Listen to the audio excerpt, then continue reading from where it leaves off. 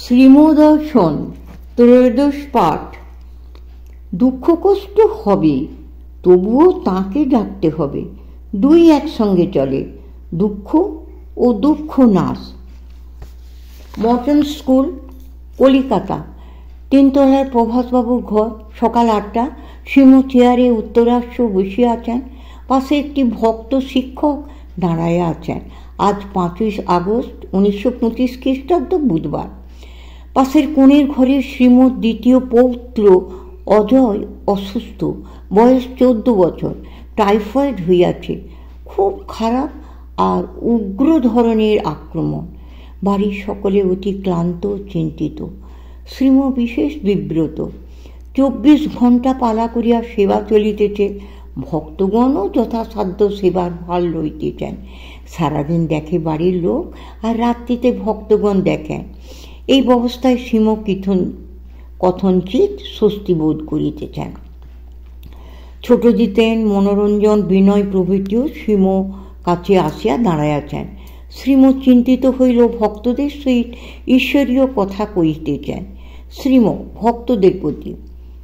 শ্রীকৃষ্ণ তাই অর্জুনকে বলেছিলেন, কর্মফল কেউ রোধ করতে পারে না।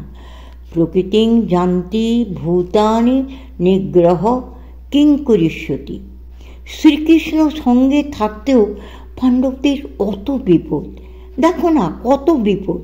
রাজ্যনাশ, বনবাস, দ্রৌপদীর লাঞ্ছনা, বিরাটপুরীতে সকলের দাসত্ব, অপগণ্ড পুত্রগুলির বিনাশ, আবার মহাযুদ্ধ। এসবই হলো, কিন্তু শ্রীকৃষ্ণ সদা সঙ্গে। কে বুঝতে পারে এ প্রহেলিকা? এদিকে বলছেন, আমি অবতার, আমি পরমাত্মা। তিনি সঙ্গে থেকেও পাণ্ডবদের দুঃখ গেল না। ঠাকুর সঙ্গে থেকেও ভক্তদের দুঃখ ভোগ করতে হলো। নরেন্দ্রের কত কষ্ট, পিতার মৃত্যু, দারিদ্র্যের সঙ্গে সংঘর্ষ, ওদেশে কত দুঃখ কষ্ট। আরেকটি ভক্তেরও, শ্রীমর, কত বিপদ, পুত্রনাশ, কত কি, এখনো কত বিপদ চলছে অন্তেবাসীর প্রতি। আমার যে এখন এই সব বিপদ, এসব আপনাদের শিক্ষার জন্য। ঠাকুর থাকতে আমার যেসব বিপদ হতো, সেসব দেখে ঠাকুর নরেন্দ্রকে বলতেন, এসব তোদের শিক্ষার জন্য। সংসারে থাকলে এসব আসবে।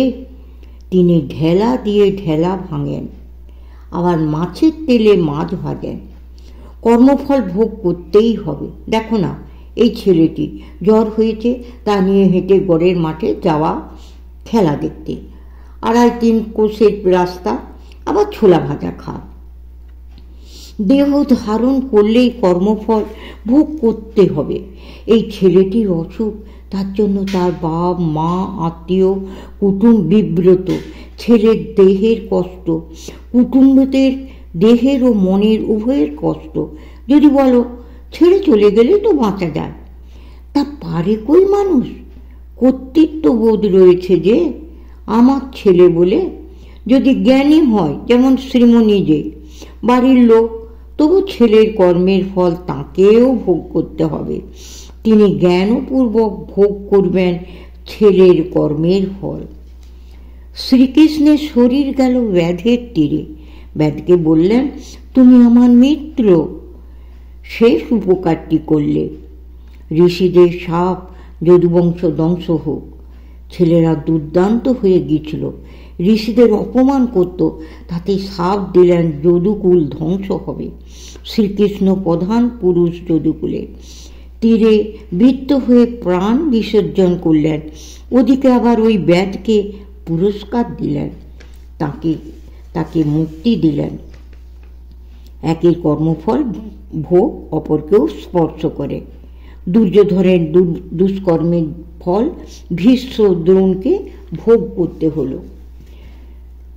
ভাঁড়াচ্ছে, দাঁড়াচ্ছে কি তাহলে?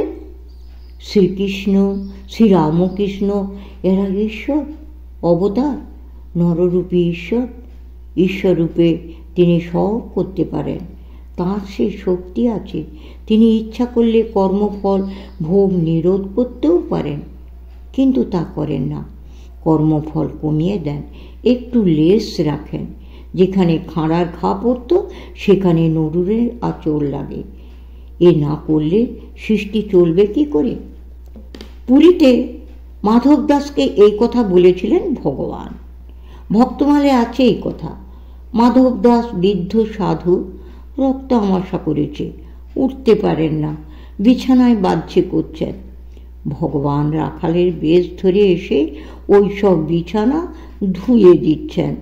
মাধব দাস বুঝতে পারলেন, বললেন, রোগী বা কেন দেওয়া, আবার ময়লাই বা কেন সাফ করা? তোমার লীলা বোঝা ভার। তখন ভগবান বললেন, তোমার একটু কর্মফল ভোগ বাকি ছিল, ওইটা হয়ে গেল। তুমি আমার উপর সব ভার দিয়েছ, তাই আমাকে তোমার সেবা করতে হচ্ছে। কর্মফল, কর্মফল ভোগ, ভক্তের সেবা, এ সবই সত্য। মানুষ কি করে বোঝে এ প্রহেলিকা? শরণাগত ভক্ত হলে মন টেনে রেখে দেন তাঁতে, তখন অল্প কষ্ট ভোগ হয় মনে। যেমন কাজে মন মগ্ন থাকলে মশার কামড় তত বোধ হয় না, এও তেমনি ঈশ্বরে মন থাকলে দুঃখ কষ্ট বোধ কম হয়। পাণ্ডবদেরও তাই। বনবাস করতে হলো, কিন্তু তাঁদের মনে তিনি সদা বসে আছেন, তাই দুঃখ বোধ কম। কিন্তু দুঃখ হবে কেন এই খেলা? তার উত্তর, নইলে জগৎ থাকে না। তবে তাঁর শরণাগত হলে দুঃখবোধ কম হয়। যদি বলো, কেন এই খেলা? তার উত্তর, তাঁর ইচ্ছা। কেন খেলেন তার উত্তর মানুষ দিতে পারে না। তিনি নিজেই দিয়েছেন, শরীর ধারণ করলে এ হবে। রাম, কৃষ্ণ, বুদ্ধ, ক্রাইস্ট কেউ বাদ পড়েন না, ঈশ্বরই নিজে অবতার হয়ে ভোগেন। তবে তো লোক শিখবে। দুঃখ কষ্ট হবেই, তবুও তাঁকে ডাকতে হবে। দুই একসঙ্গে চলে।